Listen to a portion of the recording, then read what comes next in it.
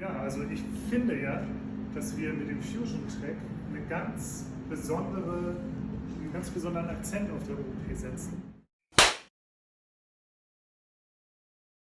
We planned this whole event completely different. Erik, look at this. I mean, this is actually your stage here. This would have been your audience, and we would have carried in like 20 more people. We wanted to have a nice hybrid event here at Intersoft in Hamburg. But the little virus crossed our plans. And then the virus crossed even the plans that you come here. We planned for you to be here. Hallo zusammen. Yeah. All right. So, Erik, you are going to talk 49 minutes, 52 minutes or something in that range about DevSecOps. And afterwards we'll have time for questions, but I quickly hand over to Rabea so she can also say hi. Rabea? Hi, actually, I just wanted to say hi because the plan was to meet Erik in person. That would be so perfect because we are so prepared here.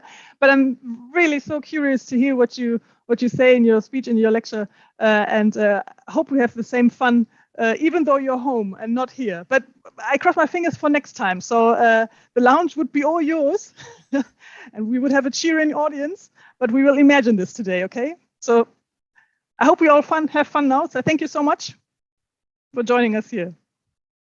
Yeah, thank you, Johannes and Rabea, for the introductions. Hello, everyone. If you want to, turn on your camera. It's always nice for the speakers to actually see the audience. Please don't unmute. That will cause lots of different problems. But if you feel like it, and then you'd be more than welcome to turn on your camera.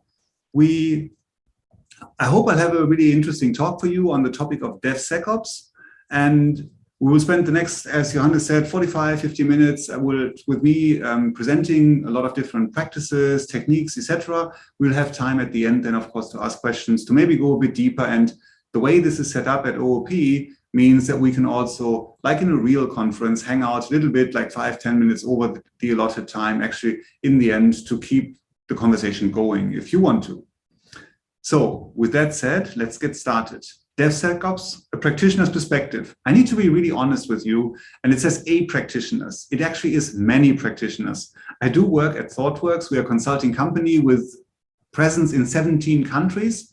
And what I'm presenting to you here is an ideal practitioner's perspective. So I'm part of the group that compiles the thing that we call the technology radar, where we pool all the experience we make. And I've taken a lot of the input that we get there from our consultants around the globe and condensed it into this talk. So it is the perspective of practitioners, but I will not be vain enough to say it is my perspective and I've seen all those things in practice. I do trust my colleagues on that. But as I said, we're a good few people and we have a relatively widespread work with a large number of different clients. So that experience actually does bear some weight, I would argue. One thing that is really important to bear in mind with everything I'm saying, I am making certain assumptions.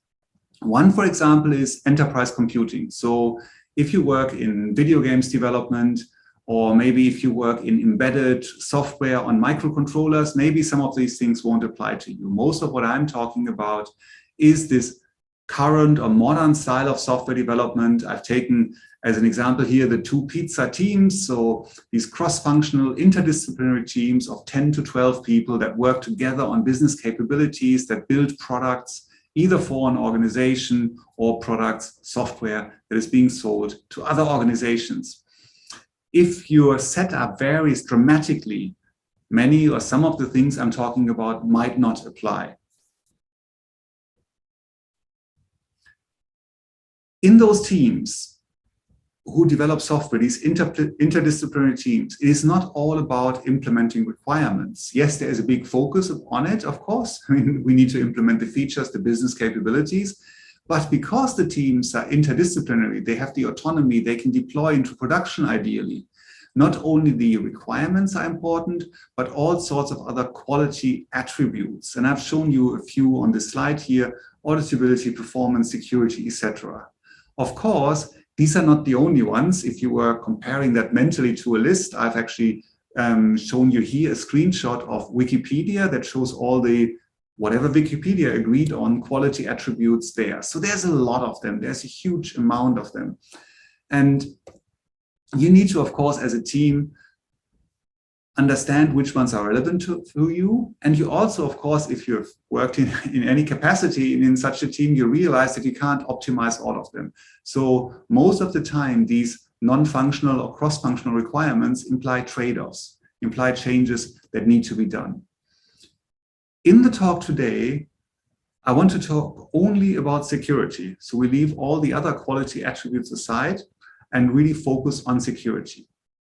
The first thing to say is, and the talk is of course DevSecOps, how did DevOps actually change our thinking about these quality attributes in general and security in particular?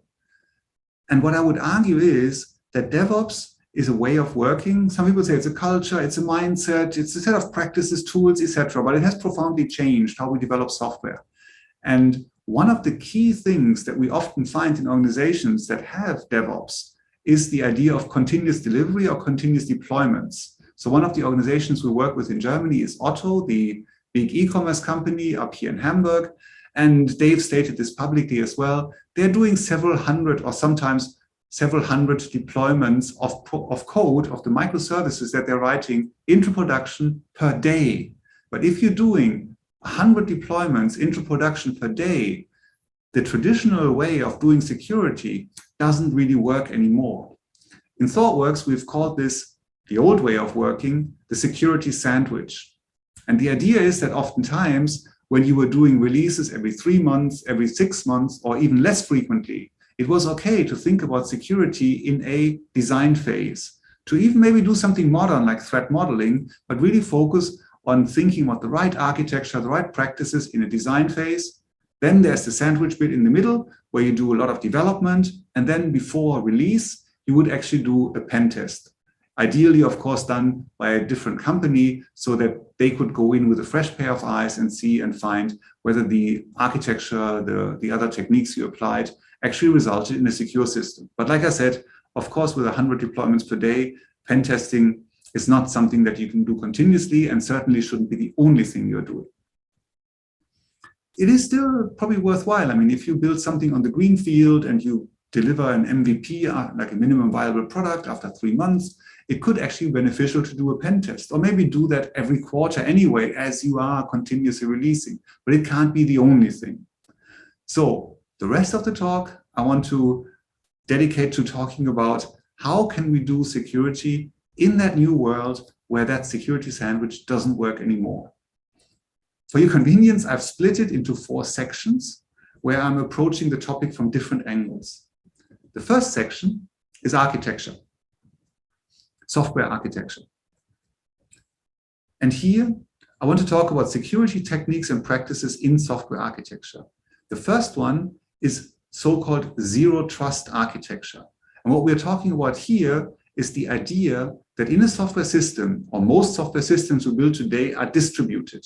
They contain components that need to talk to each other. In the oldest possible case that we would consider, maybe you have an application server and a database, 2 components. But most of the time we have systems that are based on several services, on microservices, etc. So you have many, many more moving parts. You have infrastructural components, but you also have horizontally scaled copies of the same service, etc. And the traditional model really was to put a firewall around the whole thing, and then have services be able to talk to each other inside that firewall without any restrictions. Zero trust architecture turns this upside down, and it says, don't trust anything, only allow those connections that are explicitly allowed. In a world without infrastructure as code, in a world where servers were maintained by system administrators, where tickets were needed to make changes to servers, that would have been an impossibility. In today's world, though, if I'm designing a system, say, let's use cloud native as a moniker here. If we design a system in a cloud native fashion, then I'm generally doing infrastructure as code. And now I actually, for example, know precisely which IP addresses the microservices have that should be allowed to access a given database. And I can then configure the Docker container, the pod, or the virtual machine more likely that the database server is running on, so that it will only accept connections from those known IP addresses. So this is fundamentally the idea of zero trust architecture, to design a system with no trust and only make connections that are explicitly allowed. This is not only limited to network connections, but that is, of course, a very good and easy to understand example to give. The term comes from a paper by the NIST, the National Institute of Standards in the US, and they call it zero trust architecture. Google have a similar concept, they call it Beyond Corp, and both of them are well worth reading. They go in way more detail and they contain other ideas on top of what I just described. Part of this model is the idea of secrets as a service. When components need to talk to each other on the server side, they generally need to authenticate against each other. A database will want to make sure not only rely on network access, but will want to make sure that the connection that is coming in can authenticate and then make an authorization decision whether that connection should be allowed. That means the service that wants to connect to, for example, the database, needs to have credentials. Traditionally, they were stored in text files, various text files, one for test environment, one for prod, and so on. They were slightly obfuscated sometimes, but those files were often stored in version control. There's a whole lot of issues with that I don't want to go into in this talk, but I guess either you've made the experience yourself or maybe hopefully you trust me enough to believe it's a terrible idea. So what we are saying is that you should treat secrets as a service. So you should have a service in your infrastructure that is responsible and dedicated to actually managing secrets. One tool that I want to mention, and by the way, I'm going to mention a lot of tools, open source tools, commercial. This isn't necessarily meant as an endorsement, and it's definitely not meant as saying that that is the best tool. Thoughtworks is not a company that does market analysis. We have not done a survey of all possible tools. What I'm reporting here is merely experience that we have made in the work that we are doing with our clients. Sometimes or oftentimes the tools are chosen by the clients we work with, not necessarily by us. So this is just, the tools I'm mentioning are tools that, at least in the experience of Thoughtworks, work. But nothing else should be read into me mentioning those tools. So with that said, the first tool I want to mention here is HashiCorp Vault, which is exactly an implementation of secrets as a service, and that is a tool that is dedicated to storing the secrets and has lots of provisions of services being able to retrieve the secrets, to authenticate themselves. It has relatively well thought out defenses against man-in-the-middle attacks, and so on and so on. What I do like, and you can see this on the slide now, that's a screenshot of the Vault product page on the internet. They also have that picture that shows the zero trust architecture. On the left-hand side, in the red background, you can see this idea of a perimeter, of a firewall around the services. And they have come up with the same idea on the right-hand side, saying this is changing to more dynamic infrastructure. With these islands, they might even be spread between a public cloud provider and on-prem or multiple public cloud providers. And we somehow need to have those islands more isolated, and they can only provide selective trust to other islands in the overall software architecture. The next one, security policy as code or open policy agent. I guess infrastructure as code is a term that is hopefully known to most of you to describe your infrastructure, be that servers, networks, etc., as source code that can be managed like source code, checked in, and then tooling to actually look over the code and then set up the corresponding network infrastructure.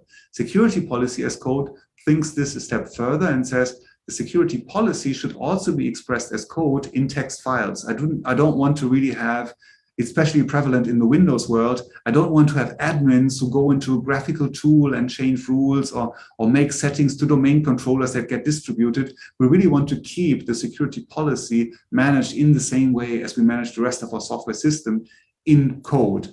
And here you see an example. Open Policy Agent is one of the pieces of software you can use, and it uses a policy description language called Rego. And at the bottom of the slide, you can see an example, like a very, very simplified example. The first one says, this is only allowed, allow equals true, or is assigned true, when the violation count is 0. And at the bottom, you see a definition of one possible violation. A publicly facing server has access or can be accessed using the HTTP rather than the HTTPS protocol. That would count as a violation. These files, as expressed in the Rego language, can be stored.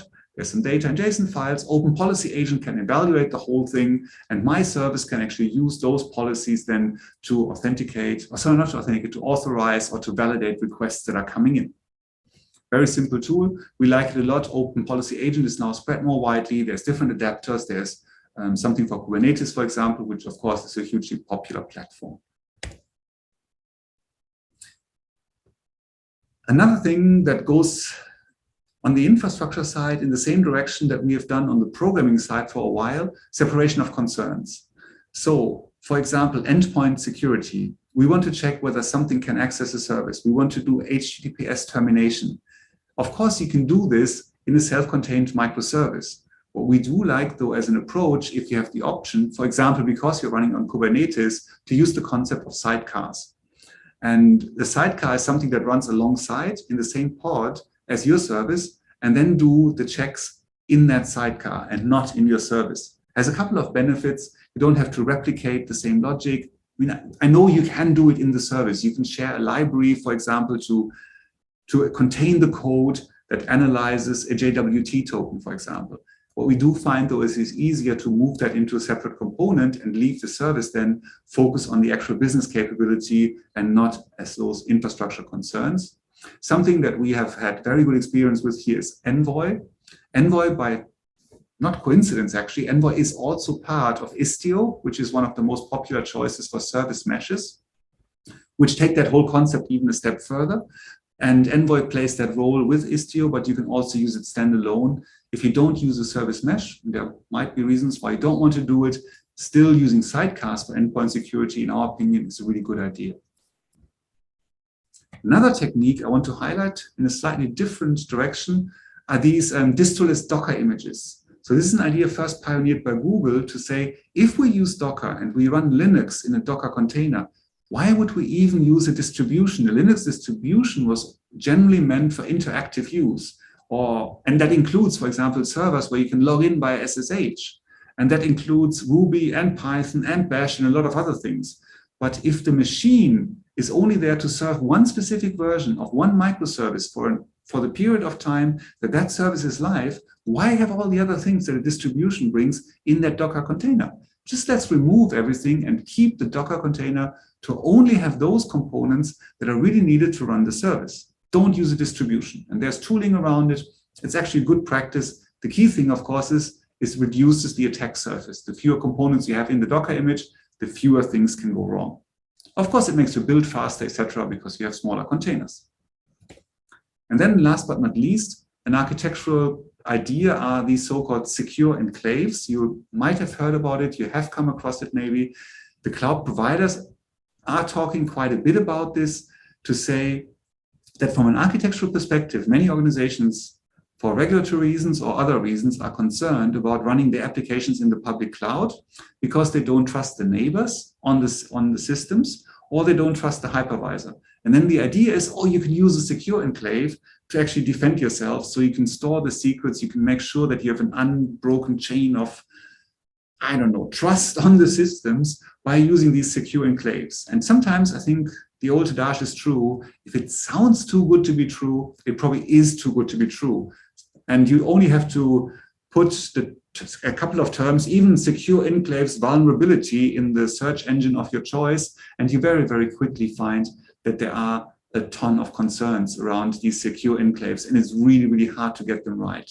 So I'm not saying don't use them at all, but don't take for granted or don't assume that they will magically solve all the problems that in fact are really very, very difficult to impossible to solve.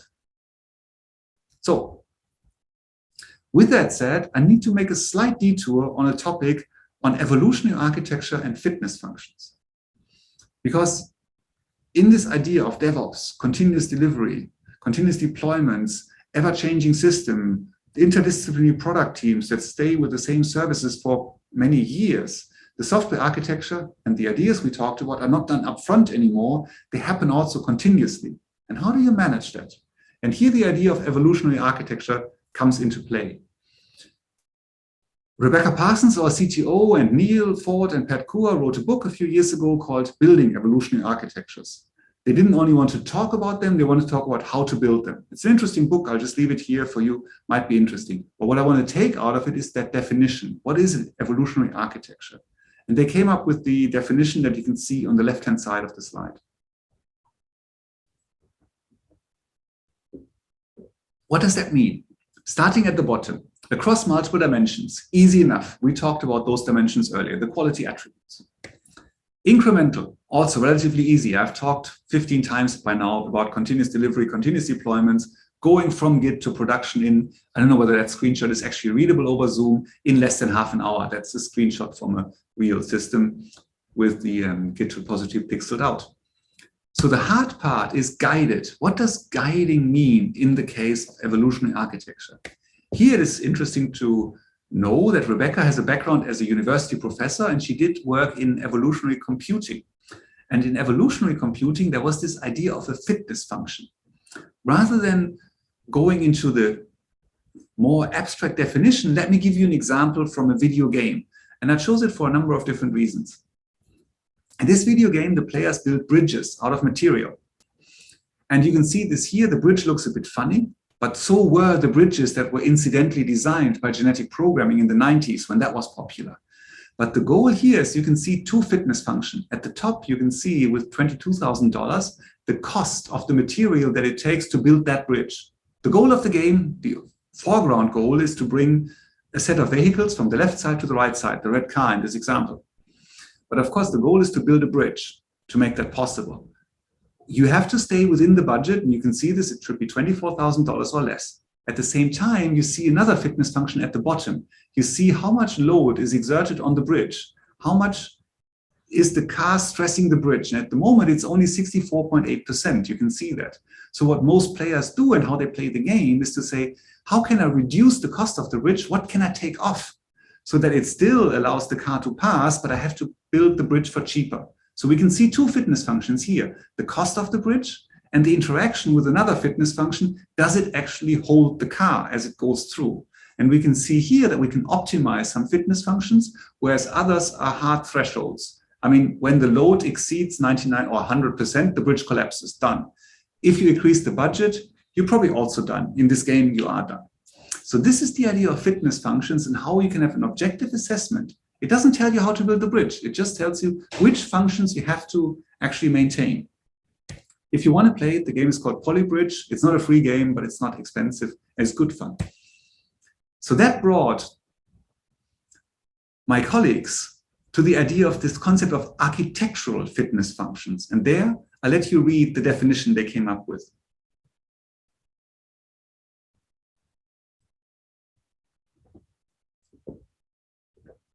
Again, quite abstract. Let me give you some examples. Nothing to do with security, by the way. These are just two general examples I'm going to show you here. One is a coupling fitness function. You can see here, I guess most of you can read code. So you can see here, where I'm defining three Java packages, persistence, web, and util. Very stereotypical, I know. And then I'm defining allowed dependencies. Persistence is allowed to depend on util, web is allowed to depend on util, and other dependencies are not allowed. Then I'm saying JDepend, the tool that is being used here, analyze, and if there's a dependency match, it's good, otherwise you can fail. So here we have an architectural idea of saying which layers can depend on which, and we've encoded them in a fitness function. This does look a little bit like a unit test, but it is not. Because it is not talking about the domain, it only talks about architectural constraints here. To give you a very, very different fitness function, have a look at this one here. The bottom part is a slide that was actually shown at Apple's Worldwide Developer Conference in 2019. It has a screenshot of Xcode, which is the IDE people use to write applications for the iPhone. iPhone applications can collect telemetry. If the users agree, the telemetry data is sent back via Apple to the developers, of course, highly aggregated and anonymized. And what we're seeing here is across the different versions that were released of an application, dummy application in this case, you can see in that bar chart the launch time. You can see how fast the application launched in the field on millions of people's iPhones. And the fitness function, of course, here says you want, as an architectural constraint, maybe saying you want the launch time as low as possible. You might put a threshold in and say no more than 1500 milliseconds. Of course, this is a very trailing metric. You will only find this out after you've published the application. But if, on the other hand, you have a responsive process and you can push out a new version of the application every few days, then you can actually see if this metric is going in the wrong direction, take action and optimize. And maybe say, that was a nice feature, but it added too much launch time. Let's take it out, or similar. So what I'm trying to show you here is a much softer and much more delayed fitness function to give you an understanding of the breadth that those fitness functions can take. So after that detour into evolutionary architecture and fitness functions, let's return to the pipeline, to the actual DevSecOps. Here, first topic, code. How do I look at code in the pipeline? There's program code, and I guess you've all seen, I'm not even showing you a screenshot, you've all seen software linters, all sorts of scanning tools you can put in the pipeline that find coding patterns that are probably not ideal. What this has been extended to is tooling that allows you to not only look at program code, but at infrastructure code. So we talked about infrastructure as code. And here, as an example, is a tool for Terraform. So Terraform is, of course, one of the most popular, I would say, tools for declarative infrastructure definitions. And TFSec is a tool that can actually now, in your pipeline, already look through your Terraform scripts and say, what you've put into that script, that might not be the right thing. It might violate an architectural constraint. For example, being open for anyone. The same concept was also taken further to actually look at script code. And this I find particularly interesting. I've done software development for quite a few years, and years ago we were writing more shell scripts. And then we got better tooling. We got tooling like Terraform and also the AWS CDK, for example, all sorts of tools. So we're writing fewer shell scripts. It was always, I would argue, hard to write shell scripts in the first place. The language is, there's no better word, it's arcane. It's a real dark art, if you will, to write good shell scripts.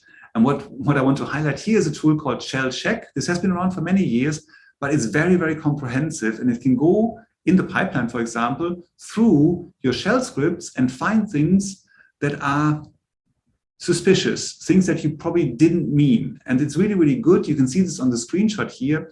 It has them all coded with numbers like SC2062 or something like that. That is a hyperlink. You can click on that. You go to a wiki page and there's hundreds, literally hundreds of entries that not only explain what the problem is that it found, but also provide suggestions to come up with a better approach. So that again, because we're writing fewer shell scripts, I believe it's even more important to look at the quality of those scripts. Now, a huge topic these days are dependencies. We all love open source software. I'm super happy. I think the rate of innovation in the IT industry has accelerated through more use of open source software, but open source software, more use of it, more players, different ways how open source software is written, combined with DevOps, has really created some new issues on their own rights. And one of them is we have lots and lots of dependencies. I don't know how familiar you are with it. I'm going to show you an example later. If you especially use JavaScript, you will find you're including one dependency, which in turn has 10 dependencies, which each have 10 dependencies, and you literally quickly end with more than 1,000 dependencies of different packages maintained by different people, different parties to just run your application. So at an absolute minimum, we know humans are imperfect. Companies have tried to write secure code, but in the end, we have to accept that with that many dependencies, we cannot just assume everybody does a good job. We have to actually plan and have a solid response in place for dealing with security vulnerabilities that become known. There's a great infrastructure in place these days to actually distribute knowledge about them. And what we need to do is we need to put in our build pipelines some scanning to find out if any of the dependencies that we have, that they have known security vulnerabilities. Not scanning the code itself, just say, we know that version of that package has actually a known security vulnerability, that level I mean.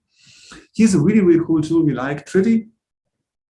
It's a simple binary you can introduce into your build pipelines, and it actually also has support for Open Policy Agent that I talked about before. When we think about this, is there maybe also another fitness function in here which we can maximize? And I guess you can think of it, there is. But before I talk about this, I forgot, I briefly wanted to mention two other tools. There's not only Trivy, which is open source, but there's also Snyk, a commercial offering. It's quite expensive, but in many cases actually well worth it.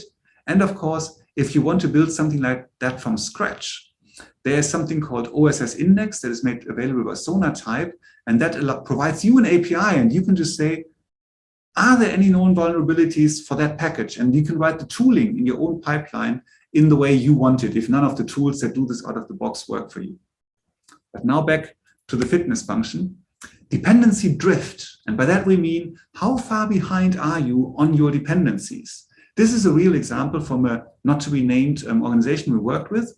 They started a new application using AngularJS, one of the three most popular frameworks to write JavaScript front end these days. They started when the current major version of Angular was version 7. At the time we did the analysis, version 10 of Angular had been published. And there's usually a multitude of reasons, starting from the age-old never change a running system to the more modern, yeah, we know there's a new version, we would like to update, but we have so many other things to do, there's so much feature pressure that we simply didn't have the time to upgrade to Angular version 8, 9, etc. So you're drifting in your dependency. 7 was current at some time, but then 7, 8, 9, 10 become popular, and you drift away further and further from the actual end of where the dependency you depend on is. This is a big problem because we have so many dependencies. Here is from the same system an audit using NPM, the Node Package Manager, which is the standard tool in that space. And you can see the command line option here, -- only prod, which means it only looks at the dependencies that actually get shipped with your product, not all the other dependencies for your pipelines that you need to build your code. That's usually another, almost an order of magnitude more. But what we can see here from a real application, being on Angular version 7, when Angular version 10 was the current version, gave you 1,800 known security vulnerabilities. Not suspicious places in code, but vulnerabilities that humans had classified and confirmed as a vulnerability. And of those, 23 of them were categorized as high severity. So by just staying 3 versions behind Angular, you're kind of exposed to suddenly 23 high security vulnerabilities. What is important to remember here is also using open source software from especially the large Silicon Valley companies means you have to play by their rules. When they say LTS, long-term support, that can mean 15 months. This is from the Wikipedia page, the release schedule and support policy for AngularJS, and you can see how quickly this happens. So just by being a few versions behind, you're not only missing out on new features, you're missing out on critical bug fixes for known security vulnerabilities. And trust me, there's enough people out there, from script kiddies to hackers that want to make money, who scan and know the known vulnerabilities. So the vulnerabilities in the system is known to other parties. There is a fix available, but the fix can't be applied because in that case, you have drifted too far behind. Another thing to be worth mentioning, of course, is deployment drift. So it can also be the case, and we've seen this in a number of occasions, that people make the changes. They actually upgrade to newer versions. They fix security problems, and then the organization has a complicated and convoluted release process by which, I don't know, an architecture board and several other oversight boards need to approve, which means that a fixed version is maybe sitting in source code control, has hopefully passed a build pipeline, but is not in production. So what we are saying here is you might also want to check the deployment drift. How many days is it? And I would argue it should be measured in days and not in weeks and months. How many days is it that you last deployed something? And as an outlook, I very briefly want to mention the idea of binary attestations. This is a not so new anymore, but not so widespread technique. What we're saying here is we're depending on a lot of other things. And who is doing that? Especially in regulated places, you often have to prove that you have conformed to a process. So what these tools, and Grapheas and Intoto are 2 examples from that space, what they allow you to do is by cryptographically signing certain artifacts, by having other processes in place that check those signatures, you can demonstrate that you have followed the process. That clearly doesn't mean your system is without vulnerabilities, because if a dependency externally introduced a vulnerability, you follow your process, you're only demonstrating that you have done what you said you would do. But nonetheless, this can be an important piece in the puzzle. And we're seeing this also come from some of the largest organizations in that space, like Google, who are looking into that. And it is probably not necessarily a bad idea to at least be aware of what is happening in that space. And then, just to have it mentioned, this is a hotly, I mean, it's an important market, obviously. Dependencies, as I've tried, hopefully explain to you, is a real, is an area of concern, if you will. There are tools in the space. Oftentimes, innovation still comes from small open source tools, but you can also get, and here's an example of one of those, you can get these one-stop shop solutions which combine a lot of tools. Twistlock, for example, is a nice tool that we like as an open source tool that has now been made part of this more overarching suite of tools. Again, you have to make the trade-off between how much open source software do you want to use, how comfortable are you with managing a zoo of tools yourself, or how much are you willing to pay for somebody else to do this for you. There is no really good answer, it depends too much on the organization you're in.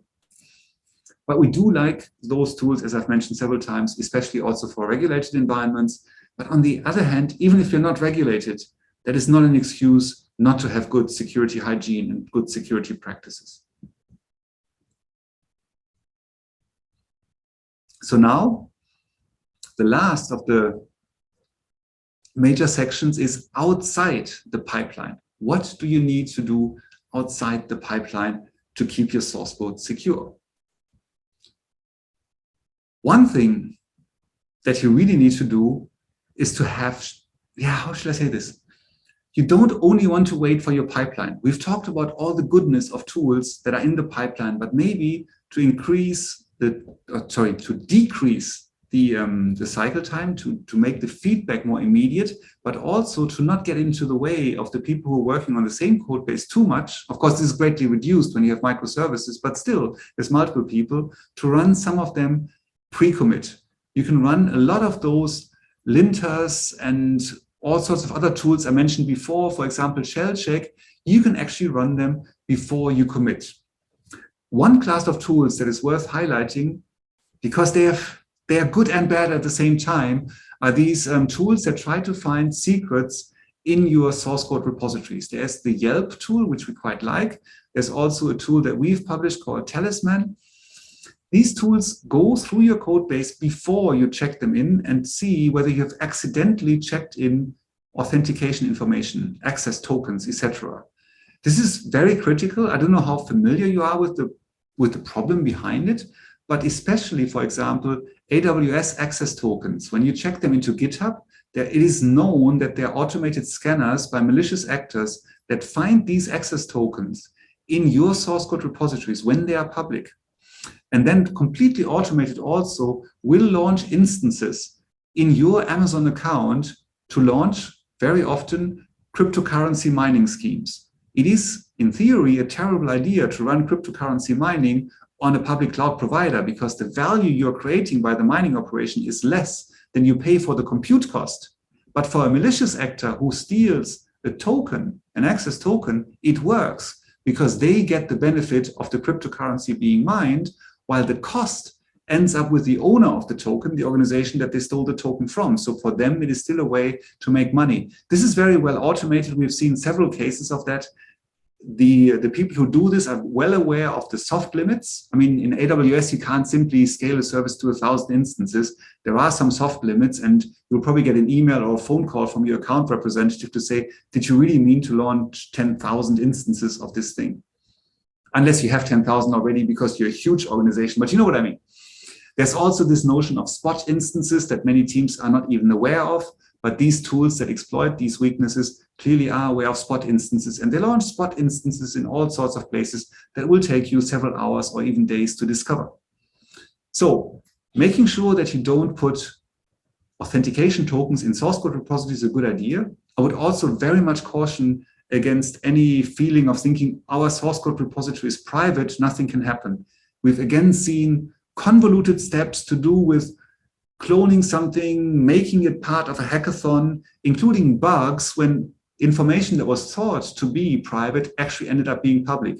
The worst case I've seen was a graphical tool to actually create new GitHub repositories, which had a checkbox to say, yes, the repository is private. There was, for a brief moment, like for several days, there was a bug in this software where the checkbox was not connected to the underlying code. So even the developer that did check the box, say, make this private, nothing happened because it was not connected and created a public repository. So thinking you're safe because you have a private repository is a line of defense, but it's definitely not a sufficient line of defense. So, in many words, it's a good idea, but I said these tools also are bad. And the problem with all of these tools are they often lead to a lot of false positives. You will be alerted of all sorts of things that the tool might think you shouldn't check in, and that creates numbness. If every morning you are greeted by 10 emails or an email with 10 things that are suspicious, and you as a human think, no, no, no, that's okay, that's okay, that's okay, you lose attention and you don't check them enough. We haven't really found a good way of actually working around this, and hence the recommendation from earlier from the architecture session, just don't do it, create secrets as a service, and just avoid the problem in the first place. Another thing you can do ahead of committing is, of course, to move it even further and run tools inside your IDE. And again, the shell check tool I mentioned actually also has a module that runs in the IDE. So when you're writing a shell script, you get warned immediately rather than waiting for getting a warning during the build in the pipeline. There's a really nice commercial tool called Sensei that not only does this, but also analyzes the code. It is configurable to a certain extent to alert you of potentially insecure coding practices while you're writing the code. So again, the earlier you do it, the shorter the feedback cycle, the better it is. On the other hand of the spectrum, you can also scan the configuration, scan the configuration of the infrastructure you're about to deploy. So now you have checked it in, the first test in the pipeline have passed, you are about to run the tools, and what we're seeing here is we can run those in a staging environment, for example. And there are two tools. One to mention here is called Scout Suite, and that runs against the API of AWS. So it can actually go, this is different, from the simple scanners that scan your Terraform files in the pipeline. This is when you actually have deployed it, and it can say, it can not only look at the script and guess what the script will do, here it can see what the script has done. Of course, now it can be a little bit too late, but better find it quickly than not find it at all. So these tools certainly have their place. And again, this uses only the APIs, so you can just run it. And if you have a staging environment, you can run it in the staging environment, but even in a prod environment, it still makes sense, I would argue. And here, this animation will show you a little bit what happens. You can see there's a graphical. This is, of course, a web-based application. You can dig in and you can see what it thinks is wrong. You can drill further in all the way. You can see this here, and you can see now there is a role trust policy issue, and you can see the highlight, and that can, of course, then go back to actually your source code, the infrastructure as source, the infrastructure as code, source code, to actually see what you would change. There's another tool called Prowler that does something very similar.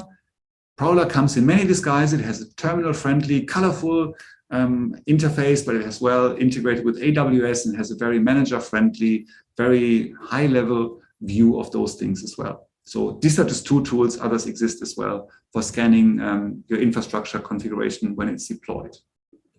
Even further than that are runtime checks. So what you're doing here is you would run a system and install something on the servers to find out whether something suspicious is happening. And one tool we've had experience with is Falco. And Falco actually can check, it hooks into the Linux kernel on the deployed machine, and from that can deduce certain things that are happening on machine. And you can do something like, this is the rule. You can say, alert me when a shell is being opened.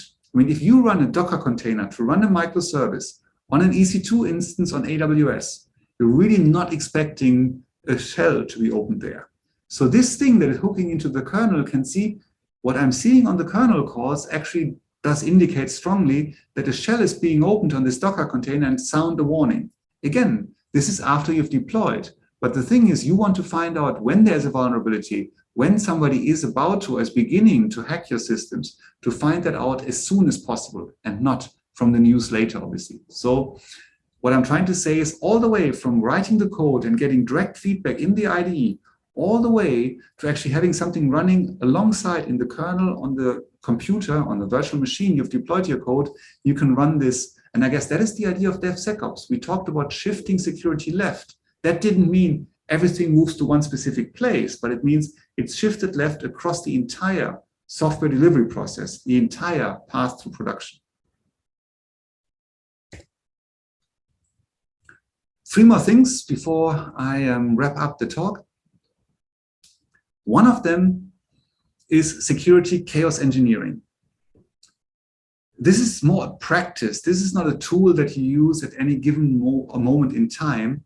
And I guess, and I hope some of you are familiar with the concept of chaos engineering. For those of you who aren't, here's the 30-second summary. The idea is in distributed systems, we rely on resilience more so than in monolithic systems, because the probability that something goes wrong, that one of the services is down, rises exponentially with the number of different components you have in your system. That's very simple math. So basically, if you have a highly distributed system, an architecture that is based on microservices, you have to counter for resilience. And there's lots of good practices to do so. There's great tooling available, there's great libraries, etc. But at some point, you have to face the question, how confident am I that my architecture is actually doing what I expect of it, that what I dreamt up on the whiteboard is actually working in practice. And chaos engineering went in that direction and said, we have to prove this to ourselves, and we prove it in production. So what chaos engineering does is to say, we take a database server, we take a microservice, we take an entire availability zone in Amazon and take it out of action in our production systems. For all teams that are not confident to do this, that means you have immediately exposed that there's no confidence that the architecture as was designed will work in practice. If they say we can't do it, it's too dangerous, the answer must be, if it's too dangerous, we have not done it right, because it should just happen. And then, of course, the idea is, why would you do it up front? I mean, the key idea, of course, is that you do it like a fire drill when everybody is calm, maybe on Tuesday morning when there isn't much traffic, when everybody is aware that that fire drill is happening. And then if really something doesn't go right, you can roll back quickly, you can react, you probably are recording more telemetry to find out what actually is happening. And that is vastly, vastly better, I would argue, than actually for the first time noticing that your failover doesn't work on Cyber Friday when your web shop is hammered and everybody is just stretched anyway. That's chaos engineering on its own. On the right-hand side of the slide, this is now, I don't know, a lot of people associate chaos engineering with this set of tools, the Simian Army that was made available by Netflix as open source software. And the army consists of multiple of these monkeys. The smallest one just takes out a server, and the big one in the background, Kong, I think takes out an entire Amazon region, if I remember this correctly. And this did happen. I mean, this did happen. So security chaos engineering now is an extension of this concept. And the idea really is, for example, to take a library that you depend on. Take any given JavaScript library that you happen to know is the transitive dependency of one of the libraries, and deliberately take a version that has a known security vulnerability. Insert that into your software system and try to deploy it into production. And ideally, what should happen is somewhere in your deployment pipeline, or maybe later, you should actually get a warning, or your pipeline should not allow this to go into production. But again, rather than completely trusting that the system you've designed will work, prove to yourself that it actually works. If you find that you can insert a library that has a published known security vulnerability, and you can get that library into production, that means something in your pipeline should be improved. You know that you have a gap in your pipeline. Some of the security measures in your pipeline aren't working as well as they should. Second to last thing I want to talk about is service account rotation. So sometimes we still need service accounts. Ideally, in modern architectures, it is better, in our experience, at Thoughtworks at least, to take authentication information and pass them through to the systems. Actually, no. The best thing is that services don't have to talk to each other. That you can take a user request, get the authentication, authorize the operation that needs to be done, run it in the service, and be done with it. But we all know that doesn't always work. Sometimes services have to talk to each other. They have to talk to further infrastructure. So here, it is better normally to pass through the authentication information. So microservice A receives a request for user Joe, but microservice A now needs to work with microservice B to deliver the answer, to deliver the response. So it would be best then if microservice A could say, hey, microservice B, here's an operation you need to do. And by the way, this is for the user Joe. And then microservice B could do its own authorization to figure out in its own bounded context whether the authorization or whether user Joe is authorized to do this operation. That is, I'm a pragmatist, I know this is not always possible. So sometimes you need service accounts. So microservice A will have a service account for microservice B, and then service A will just say, hey, trust me, I've checked it, it's all authorized, just do the work, microservice B. But it needs that service account to authorize that it can actually talk to microservice B. These service accounts often use some form of token, username, password. And in many cases, they are managed in source code control, and they often cannot be changed because so many systems depend on it. And we've walked in so many organizations that said, we never change them because it's too hard. But again, what we're saying is don't do this. I mean, you have people leaving your organization, you have new people joining, you might leak secrets. It is really irresponsible to not be able to change a service account. So what we're saying is you should regularly rotate the service account. Once a week, you should rotate at least once a week, rotate the credentials of all service accounts. If you are saying this is impractical, the conclusion shouldn't be we don't do it. The conclusion should be what do we need to do so it becomes practical to rotate the service accounts. This is part of a bigger thing called the 3 R's of security: rotate, repair, and repave. Rotate, I talked about just now, and repair and repave are also kind of talked about, but I want to highlight them a little bit more. Repair, of course, is the idea, if you know there's a known security vulnerability, immediately fix them. There's too many people, too many organizations, too many groups in the world that exploit known security vulnerabilities. If you know there is one, you must repair your system immediately. That has to take precedence over almost everything else. Repave is an interesting variation of that. And what that means is sometimes you have a system that is not changing very much. It's an admin page that doesn't need new functionality. It kind of works. You haven't really seen a feature request for this microservice, for this application in a month or two. What Repave says is roll it out anyway. Maybe keep the pipeline for this thing running every night. Because otherwise what will happen is you will very quickly run into the dependency drift. You have a system that when it went through the pipelines that are fortified, that have done all the valuable and valid security testing, it has passed it with flying colors. It was secure when it was installed. 2 months have passed, but some of the dependencies you've included by now have known security vulnerabilities, but you never repair this because you never notice this, because you never deploy the software again. So what we're saying is preventatively, just repave the whole thing, maybe once a week, every night, roll out also the services that didn't see any code changes, so you benefit from the security updates. And there's a classic example with this organization in the US that looked at consumer creditworthiness. And it was one of their admin sites. And if I remember correctly, it was Apache Struts, not so popular anymore these days, but it was one of the leading server side when you generate HTML on the server side, one of those frameworks. And it was an admin site. And they probably did a pen test. It was probably okay when they last deployed it, but a year later it wasn't. And the security vulnerability was published on many places on the internet. I even showed you an open source solution where you can ask for security vulnerabilities. So all the hackers had to do is to find all sites that use the vulnerable version of the Apache Struts framework, go there and actually exploit the vulnerability. So again, here, you have all these dependencies, be responsible with your dependencies and deal with them. And one of the ways is just keep pipelines running even when you don't make code changes. And if you see major changes, yes, there will be work for you.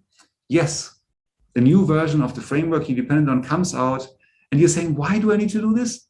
I don't want to even change the functionality, never change the running system. But I guess you can hear by now how that is probably not going to work. And then last but not least, bastion hosts. So that's another interesting practice. In theory, of course, you should never have to log into a server once it's deployed.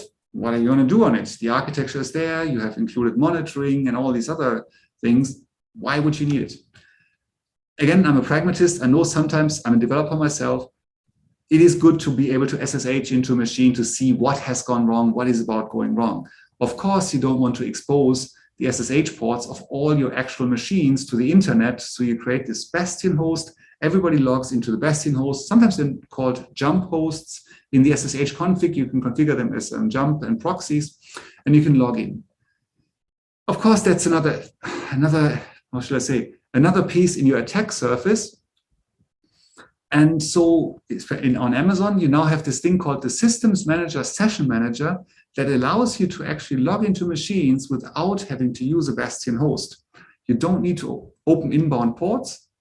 You don't have to have install or create bastion hosts, and you can still log into the machine. So again, another nice tool in the toolbox to use. There's even a nice little tool, I will be honest with you, it's called Go SSM for Go, Systems Manager, Session Manager, that actually does this. You can see this here in the animation, actually does provide completion and so on. So in Go SSM, I can actually say, which is the machine I want to log in. You get all these things, you can select it.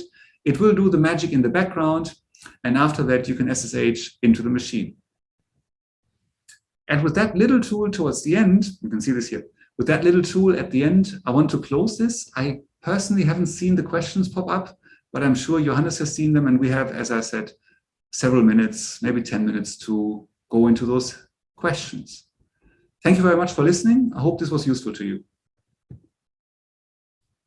Thanks a lot, Erik. That was a lot and ultra interesting.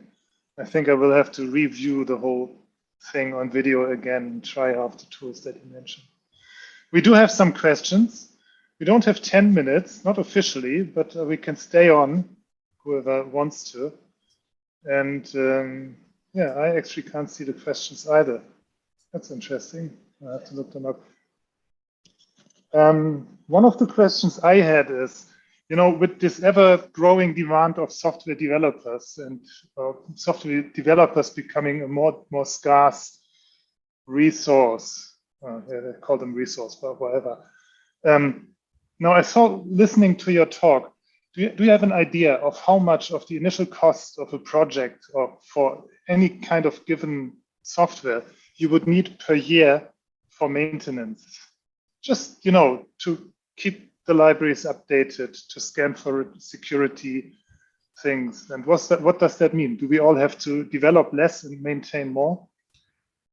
I don't think it's possible to quantify that. I mean, it's almost the same question as asking, how much are we saving by having increased productivity by using a framework like Angular, like React, or all sorts of other frameworks? I think it's really, really very difficult to quantify. I see it more as a tax burden that comes with using all those dependencies, with using the public cloud, with building an architecture on microservices. I would argue that it is relatively obvious that it's a positive thing. So you gain more than you lose, but it's very hard to quantify how much you gain and very hard to quantify how much you lose. I also think not every developer needs to know everything. I'm not a huge fan of this idea of the full stack or full spectrum developer, but the idea really is that you do have cross-functional teams, and we're great fans of this idea of these 2 pizza size, 10, 12 people, and that you have enough knowledge in the team by some people to actually make sure that can work. I mean, similarly, as we have shifted architecture into the teams, performance testing and so on, teams need to collaborate on it, but I don't think even you can find, how should I say, serious or, see, I did a German thing here, that you can find defensible numbers on that. We have a question from earlier on in the talk here from Mario. And he says, one issue that I have with Istio and the likes is that it binds the concerns to the execution environment, like Kubernetes. It makes it really hard to test things locally. And the behavior of your app is strongly coupled to it running in Kubernetes. So how do you go about this limitation? There's 2 answers. One is, yes, I agree that Kubernetes is probably overused. In many cases, people are using Kubernetes when it might be sufficient to just use an EC2 instance or a virtual machine on Azure or GCP or something like that. So maybe people reach a bit too often for the big golden hammer here. If you work in an environment like Kubernetes with all the new tooling, and there's a ton of new tooling appearing, it might actually be the time where you're giving up on actually having any local environment. There are trade-offs to be made, but you can actually argue that developers work in a cloud sandbox, that every developer gets a cloud sandbox where Kubernetes is running, where a copy of that is running. That will, of course, increase the cost because you're now having compute and storage cost in the cloud that otherwise would be the developer workstation. You also require that the developers have a solid and permanent internet connection. That's another requirement of that. But again, these are trade-offs that you can make. There is no other simple solution. I mean, we've experimented with Docker Compose, with Minikube and all of these. And at best, they are, yeah, you can make it work, but then you use cloud native services like, I don't know, a Dynamo database. And then you have to deal with the fact that Dynamo on AWS works different than the fake Dynamo version that you run on your developer workstation. So at some point, you really have to ask the question, how much is it worth actually to run this on my local machine? There are also tools now. These are the clever tools you probably shouldn't need, but there's a tool called telepresence where you can actually run a bit of Kubernetes on your local developer workstation, and that is hooked into magically to a Kubernetes cluster running in the cloud. So of course, this is never anything for production, but if you need to debug a hard to diagnose problem, it can actually be quite helpful. You have a developer sandbox personally for you in the cloud. You can still pull one of the services on your machine. The tool is called telepresence.